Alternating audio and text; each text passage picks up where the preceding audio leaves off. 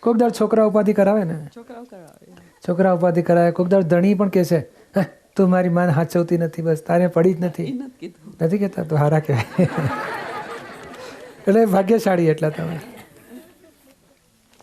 પણ આ જન્માક્ષર છે ને એ બધું કેટલાય લોકોને પૂછીએ ને, તમે જન્માક્ષર મેળવીને પડ્યા તો ઘરે સારી રીતે મેળવ્યા હતા પણ ખબર નહીં, બહુ દુઃખી થયો છું. અને એક જ્યોતિષ તો એવા હતા, એની 65 વર્ષની છોકરી થઈ ગઈ, જન્માક્ષર મળતા જ નથી, કરતાં કરતાં છોકરી પરણી જ ના શકી. એ વધારે જાણતા હતા ને, પરણી જ ના શકી બિચારાની. એટલે આ બધું સત્ય છે, પણ કેવું જે માને એની માટે સત્ય.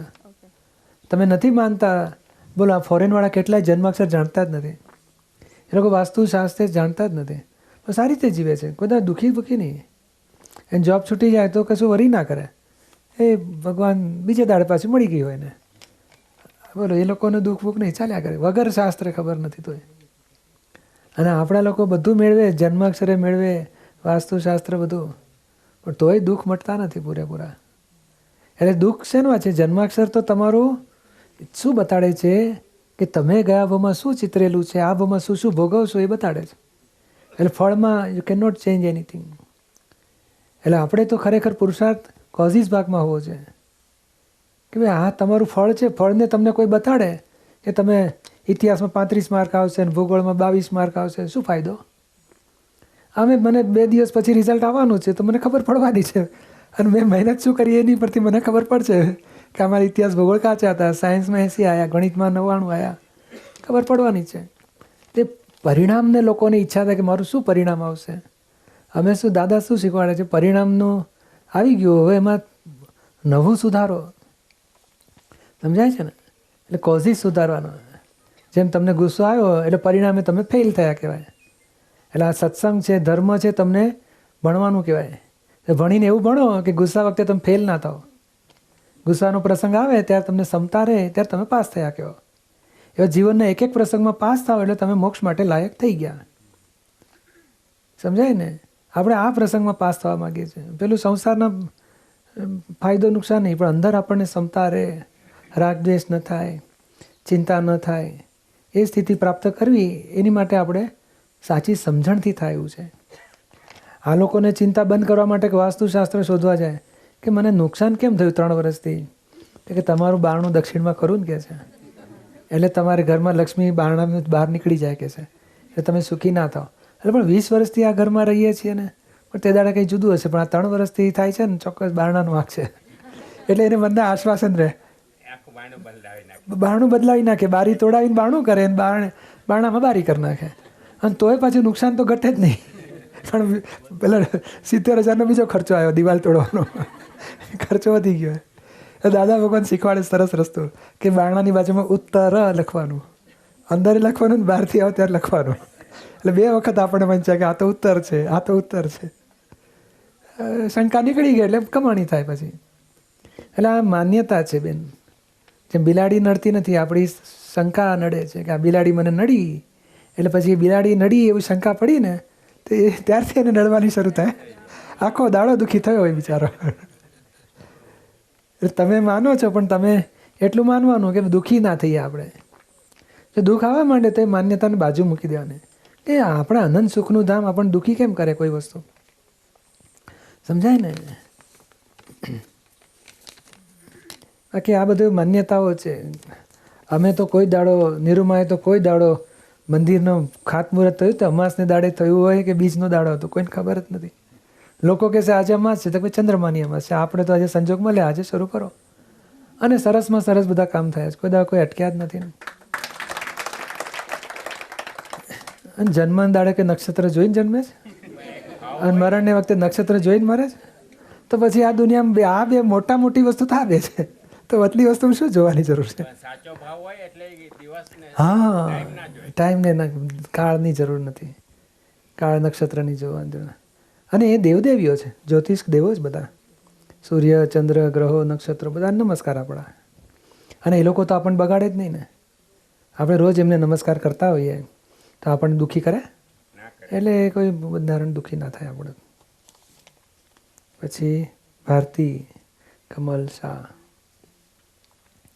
છે, કે જૈન ધર્મમાં કહ્યું છે કે આધ્યાત્મિકતાની ઊંચાઈએ ગયા પછી પણ 84 લાખના ફેરા ફરવા પડે છે. તો આત્મા જીવ ઉર્ધ્વ ગતિએ કેવી રીતે અને ક્યારે જઈ શકે?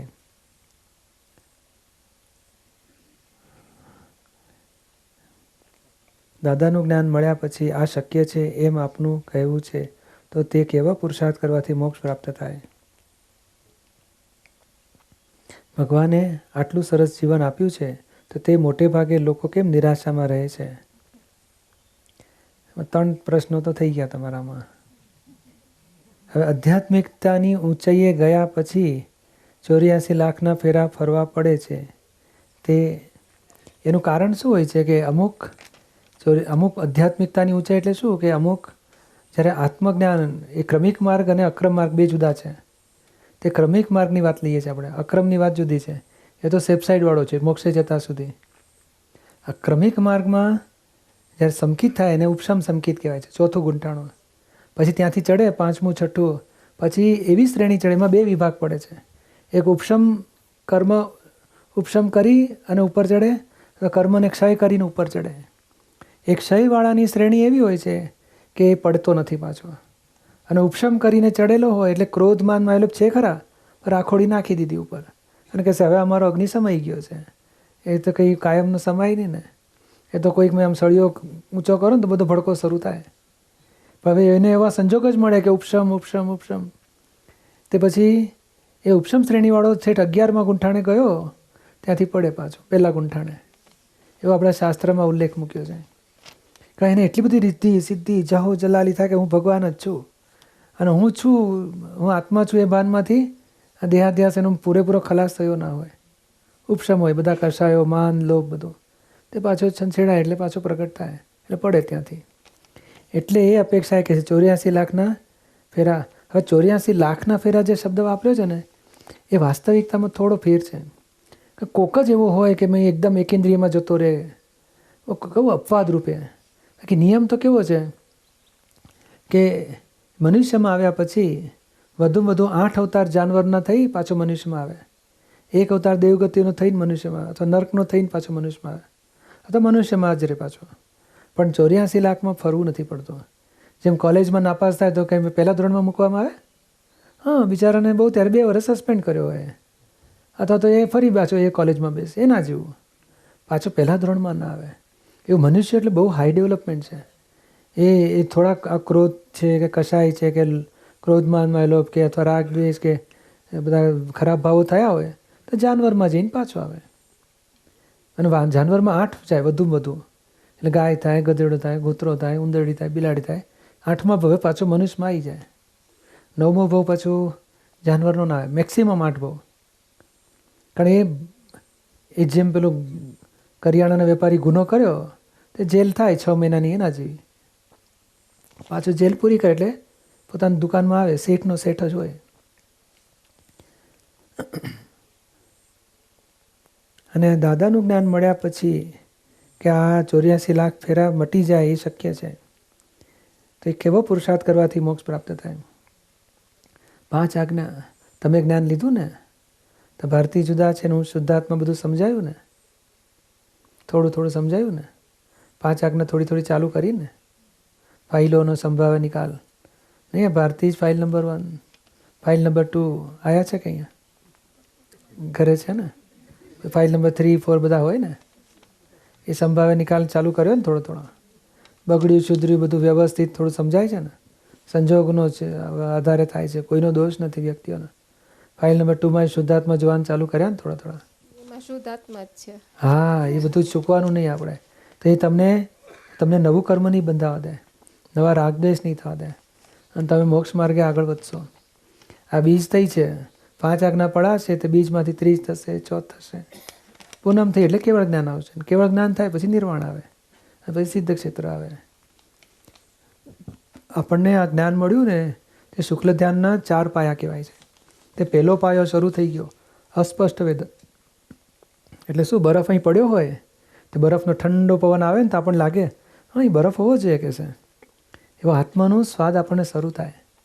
પણ અસ્પષ્ટ વેદન હોય પહેલો પાયો, અને સેકન્ડ પાયો એટલે દાદા કહે છે અમે સ્પષ્ટ વેદનમાં હોઈએ, બરફને અડીને જ ઊભા હોય, તરત અનુભવ થાય કે આ બરફમાં બસ અડ્યો છું. આપણને ઠંડકનો અનુભવ થાય, બરફને અડ્યા જેટલું નીકળ વચ્ચે પેલું ભૂસું બહુ પડ્યું ને, આપણે કાટમાળ ખાલી કરવાનું બાકી છે. અસ્પષ્ટ વેદન અને દાદાને સ્પષ્ટ વેદન હોય.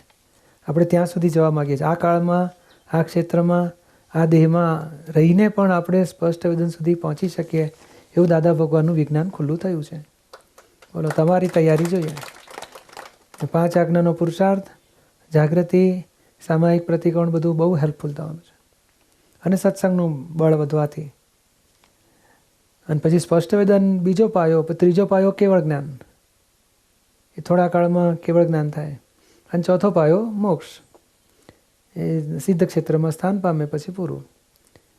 એટલે 4 પાયા એમાં પહેલો શરૂ થઈ ગયો. 25% મોક્ષ, પછી 50%, 75%, પછી 100% થઈ જવાનું. એટલે આ તો ગેરંટીવાળી વાત છે, મોક્ષે જવાશે જ.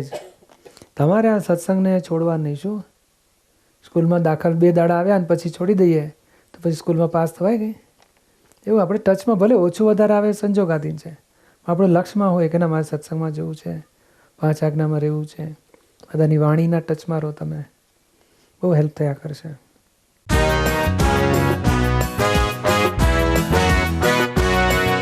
સૌરાષ્ટ્ર પ્રાંતના સુરેન્દ્રનગર શહેરમાં આવેલ નિષ્પક્ષપાતી ત્રિમંદિરની ધજાઓ દૂરથી જ નજરે પડે છે.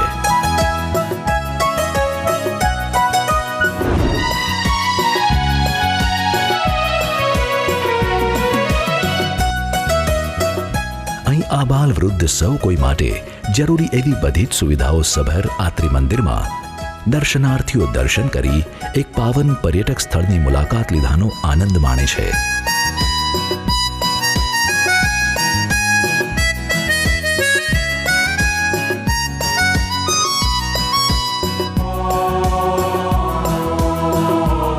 તો આપ પણ આવો અનેરો આનંદ માણવા Surendranagar ત્રિમંદિરે. It's Dada Bhagwan Foundation presentation. Trimandir Sankul, Adalaj, District Gandhinagar, Gujarat. Phone 9327 010101.